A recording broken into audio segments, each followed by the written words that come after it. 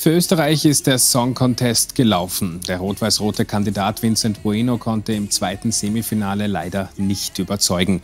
17 Nationen insgesamt haben um die begehrten 10 Finaltickets gesungen und gerungen. Nadine Rosnicek mit den Highlights.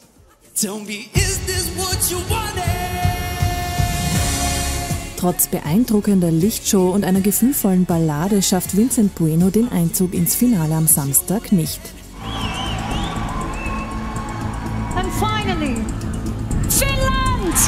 Die Konkurrenz war stark. Dadi Freyr aus Island gilt als einer der Favoriten. Seine farbenfrohe Show war aufgrund der Corona-Erkrankung eines Bandmitglieds zwar nur eine Videoaufzeichnung, mit nerdigem Charme konnte er dennoch überzeugen. Wir sind sehr stolz auf unseren Videoauftritt. Wir hätten höchstens ein paar minimale Änderungen vorgenommen, am Licht und am Winkel der Kamera, aber im Großen und Ganzen hätten wir es live nicht anders gemacht.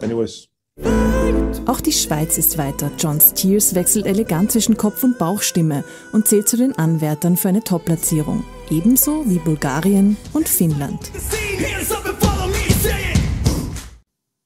Und wir gehen jetzt live nach Rotterdam, wo unser Reporter Dietmar Petschel die Geschehnisse verfolgt.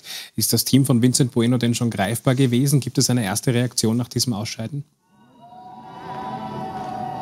Ja, es feiern hinter uns die Finalisten. Vincent steht leider nicht bei denen, der steht nämlich schon hier bei mir. Bei dir.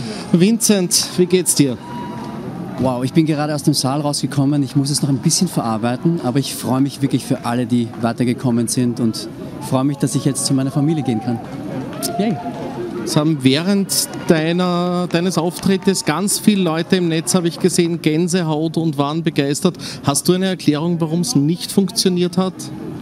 Ich bin kein Hellseher und ich kann mir das auch nicht erklären, aber ich weiß, alles passiert aus einem tiefen Grund, einem bestimmten Grund, und so gehe ich ins Leben und ich freue mich, dass ich das überhaupt durfte. Danke dem ORF, danke an Österreich, an das Vertrauen und auch der philippinischen Community, die gewählt haben.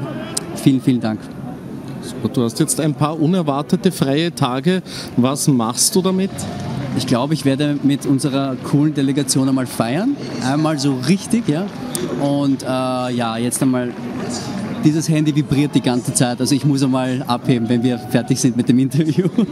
Das verstehe ich. Vincent, alles Gute und vielen Dank.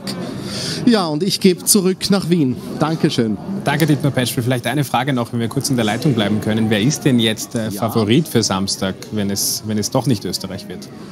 Naja, es ist das Favoritenfeld immer noch sehr, sehr unterschiedlich, aber ich glaube, wir haben zumindest einen deutlichen Anwärter für die Top 3 gehört heute und das war der Schweizer Beitrag.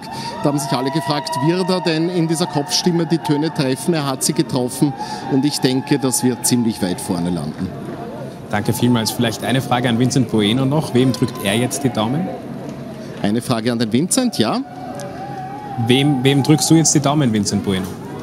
Wem drückst du die Daumen, Vincent? Vincent, wem drückst du denn jetzt am meisten die Daumen für das Finale am Samstag? Also Island, dem Dadi, er ist ein richtig cooler Typ, auch dem Blas Kanto. Ja, die sind wirklich, wirklich super nette Menschen. Auch Moldawien, die war so herzig. Also jeder hat es verdient, muss ich sagen. Aber speziell den 3. Super, Dankeschön. Danke vielmals, Dietmar Petschel, für diese Live-Analyse und für das erste Exklusivinterview mit einem doch positiv gesinnten Vincent Bueno. Alles Liebe nach Rotterdam. Ja, meine Damen und Herren, das Wetter am Samstag lädt jedenfalls dazu ein, dass Sie sich das Finale trotzdem daheim anschauen. Aber fangen wir mal bei morgen an.